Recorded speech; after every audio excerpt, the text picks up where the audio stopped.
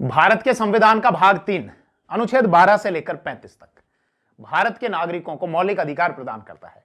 इन्हीं अनुच्छेदों में से अनुच्छेद 25, 26, 27 और 28 भारत के नागरिकों को धार्मिक स्वतंत्रता के कुछ मौलिक अधिकार प्रदान करते हैं कि कोई भी भारतीय नागरिक अपनी मर्जी से किसी भी धर्म का आचरण कर सकता है, किसी भी धर्म के प्रति आस्था रख सकता है, अपने धर्म को मान सकता है और अपने धर्म का प्रचार प्रसार भी कर सकता है।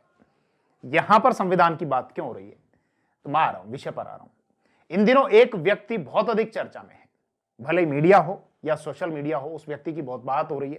धीरेन्द्र कृष्ण शास्त्री उर्फ बागेश्वर धाम सरकार। और इन पर आरोप यह लगाया गया, जैसा अंधश्रद्धा उन्मूलन समिति के जो संयोजक हैं श्याम मानव, उनके द्वारा यह कहा गया कि ये जो बाबा हैं ये चमत्कार और अंधश्रद्धा के नाम पर लोगों को मूर्ख बनाने का काम कर रहे हैं। और लोगों के द्वारा सवाल ये उठाए गए कि क्या केवल चमत्कार की बात केवल सनातन धर्म में है? क्या सनातन धर्म के अतिरिक्त बाकी धर्मों में इस प्रकार की कोई चमत्कार की बातें नहीं है? यदि देखा जाए तो वास्तव में शायद ही ऐसा कोई धर्म हो जिसके धार्मिक ग्रंथों में चमत्कार की बातें नहीं लिखी गई हों। तो यदि सभी धर्म चमत्कार की बात करते हैं अपने धार्मिक ग्रंथों में, तो केवल चमत्कार और अंधश्रद्धा के नाम पर सनातन धर्म को ही टारगेट क्यों किया जा रहा है? बाबा के समर्थन में बहुत सारे लोग सड़कों पर भी हैं और इसी प्रकार के बहुत सारे प्रश्न उनके मन में हैं। समझने वाली बात यह है कि क्या यह सारा विषय इतना सरल है या पर्दे के पीछे की कहानी कुछ और है, जैसा आज से लगभग महीने भर पहले धीरेन्द्र कृष्ण शास्त्री के द्वारा कुछ इसी प्रकार की आशंका व्यक्त कर दी गई थी। मैं आपको लगभग महीने भर पीछे की ओर लेकर चलता हूं। बाबा का एक दरबार लगा हुआ था जिसे तथाकथित दिव्य दरबार कहा जाता है। राज्य मध्य प्रदेश, जिला दमोह, मध्य प्रदेश का एक जिला है दमोह, वहां पर बाबा का तथाकथित दिव्य दरबार लगा हुआ था। तो आज से लगभग महीने भर पहले लगे उस दरबार में बाबा के द्वारा 165 परिवारों के 328 लोगों की घर वापसी करवाई गई थी।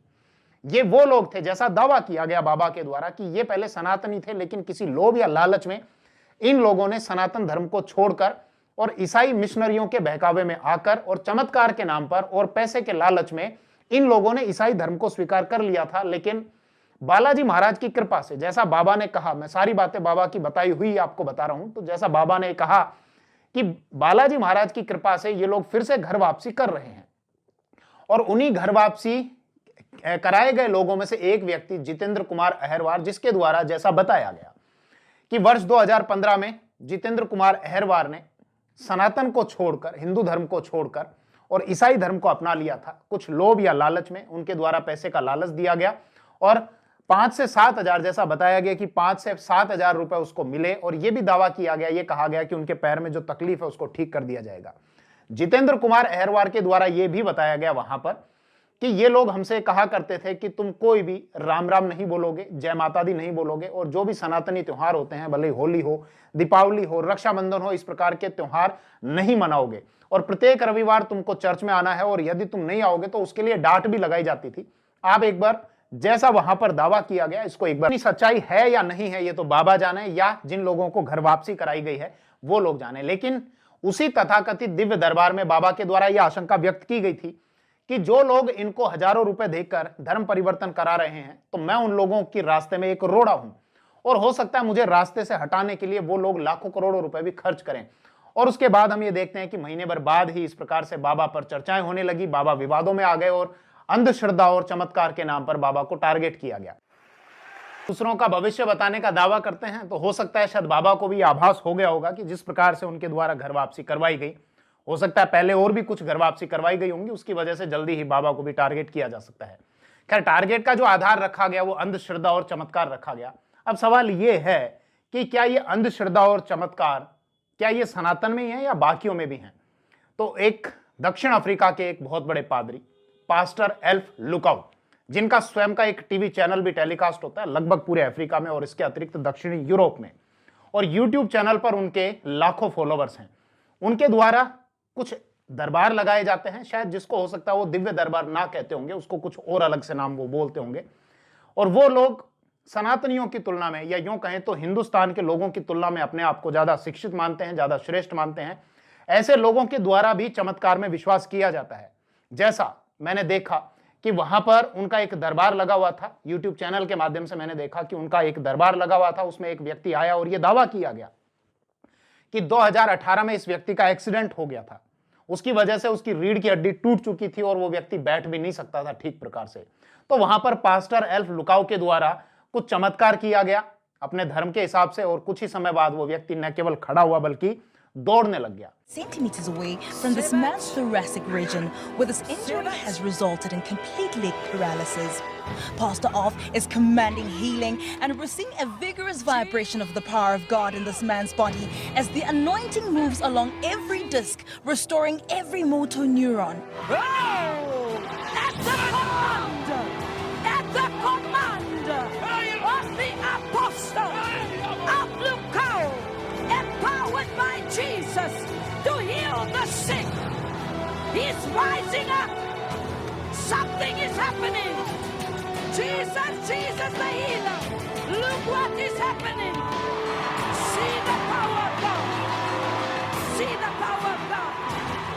इसी प्रकार का एक और केस वहां पर पास्टर एल्फ लुकाउ के द्वारा ठीक करने का दावा किया गया कि एक व्यक्ति जिसके पैर में बहुत बड़ा घाव था, उसकी वजह से वो व्यक्ति खड़ा नहीं हो सकता था, और पास्टर एल्फ लुकाउ ने अपने चमत्कार से उस व्यक्ति को, मतलब जीसस के चमत्कार से उस व्यक्ति को खड़ा किया, और थोड़ी समय बाद वो व्यक्ति वहां पर दौड़ने लग गया। तो इसका अर्थ ईसाई धर्म में भी चमत्कार की तो बात होती है, और ईसाई लोग भी चमत्कार को स्वीकार करते हैं, और इस प्रकार के धार्मिक आयोजन, इस प्रकार के जो दरबार हैं उनके द्वारा भी लगाए जाते हैं, जैसा पास्टर एल्फ लुकाउ के द्वारा ये दरबार लगाया जाता है। इसके अतिरिक्त यूट्यूब पर इन दिनों एक वीडियो बहुत चर्चा में है, पहले भी शायद चर्चा में रहा, बहुत वायरल रहा, कि एक मौलवी के द्वारा जो बच्चों के खेलने वाली जो खिलौना बंदूक होती है उसके माध्यम से व्यक्तियों के अंदर का जिन्न या भूत जो भी कहा जाए उसको निकालने का दावा किया जाता है।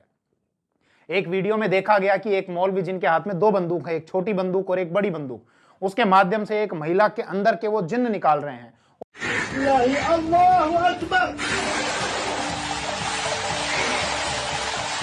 हो सकता है कि शायद छोटी बंदूक से छोटा जिन्न या छोटी आत्मा निकाली जा रही होगी और बड़ी बंदूक से कोई बड़ा भूत या बड़ा जिन्न वहां पर निकाला गया होगा। तो केवल एक ही धर्म की बात नहीं है, यदि देखा जाए तो ये एक, अगर वास्तव में चमत्कार और अंधविश्वास एक समस्या है जो कि वास्तव में है, तो ये व्यापक स्तर पर है और केवल एक ही धर्म को टारगेट करके इस समस्या को दूर नहीं किया जा सकता, क्योंकि यदि ये समस्या हर धर्म में है तो इसको व्यापक स्तर पर ही उठाना होगा। और भले ही वो लोग जो इस प्रकार के चमत्कार और अंधश्रद्धा का विरोध करते हैं, और लगभग प्रत्येक व्यक्ति के द्वारा यदि कहीं पर अंधश्रद्धा है, झूठे चमत्कार हैं या झूठी बातों का दावा किया जा रहा है, तो ये तो प्रत्येक नागरिक का दायित्व हो जाता है कि इस प्रकार के चमत्कारों का विरोध करे, लेकिन इसका विरोध व्यापक स्तर पर किया जाना चाहिए। केवल किसी एक ही धर्म के व्यक्ति को टारगेट किया जाना ठीक नहीं है। लेकिन जब एक ही धर्म विशेष को टारगेट करना शुरू कर दिया जाता है तो लोग इसके संबंध में ये कहते हैं कि शायद सनातनी जो है वो सॉफ्ट टारगेट है, उसकी वजह से इनको आसानी से टारगेट किया जाता है, और जो पिक्चरें बनाई जाती हैं, मूवी बनाई जाती है, उनमें भी बड़ी आसानी से टारगेट किया जाता है और थिएटर में लोग ठहाके मारकर हंसते हैं। जैसा आज से लगभग 8-9 वर्ष पहले दिसंबर 2014 में एक मूवी रिलीज हुई थी पीके, उसमें किस प्रकार से भगवान शिव का रोल करने वाले एक व्यक्ति को बाथरूम में दौड़ाया गया और वहां पर बैठे हुए लोगों ने तालियां बजाकर ठहाके मारकर उस सीन को एंजॉय किया। इसके अतिरिक्त दिसंबर 2009 में एक मूवी आई थी 3 इडियट, और उस 3 इडियट मूवी में एक सीन है कि जब विद्यार्थियों का रिजल्ट आने वाला होता है तो वो अच्छे रिजल्ट के लिए भगवान से प्रार्थना करते हैं, और वहां जो भी प्रार्थना दिखाई गई थी उसमें सभी प्रार्थना की पद्धतियां सनातनी दिखाई गई थी। कि एक व्यक्ति सांप को दूध चढ़ाने की बात कहता है, हालांकि इसमें कोई गलत नहीं है कि एक ही पूजा पद्धति दिखाई गई हो, लेकिन वहां पर दिखाने का जो अर्थ था वो उसको हंसी में लेना था। तो जब किसी पूजा पद्धति को हंसी में लिया जा रहा है तो केवल एक ही पूजा पद्धति वहां पर क्यों दिखाई गई? कि भगवान शिव से पूजा की जा रही कि आप पास करा देना और मैं आपको फला फला जो है अर्पित कर दूंगा। नाग को पूजा की जा रही कि मैं आपको प्रत्येक सोमवार को दूध चढ़ाऊंगा। एक व्यक्ति वहां पर पूजा कर रहा है कि मूर्तियों की अगरबत्तियां जला रहा है, तो इसको सभी को एक हंसी के वे में देखा गया। तो सवाल यही है कि जब वहां पर इस सीन को, इस दृश्य को हंसी के वे में डाला गया था, तो पर्टिकुलर एक ही पूजा पद्धति को वहां पर क्यों लिया गया? बाकी पूजा पद्धतियों का भी थोड़ा थोड़ा अंश यदि लिया जाता तो हो सकता था चीजें बैलेंस हो जाती और इस प्रकार के क्वेश्चन मार्क नहीं उठाए जाते कि मूवी में भी और हर जगह लगभग एक ही धर्म को टारगेट किया जाता है। इन दोनों मूवी को केवल एक उदाहरण के तौर पर रखा गया है। इसी प्रकार यदि देखें तो बहुत सारी मूवी देखने को मिल जाती है। भारत 24 का उद्देश्य किसी की भावनाओं को आहत करना नहीं है, किसी को झूठा क्रिटिसाइज करना नहीं है, लेकिन जो भी यदि कोई समस्या है तो उसके हर पहलुओं पर प्रकाश डालना हमारा दायित्व है। भारत 24 का कार्य निष्पक्ष पत्रकारिता करना है और हमारा यह उद्देश्य है कि जो खबर जैसी है, जिस रूप में है, दर्शकों को वो खबर उसी रूप में दिखाई जाए।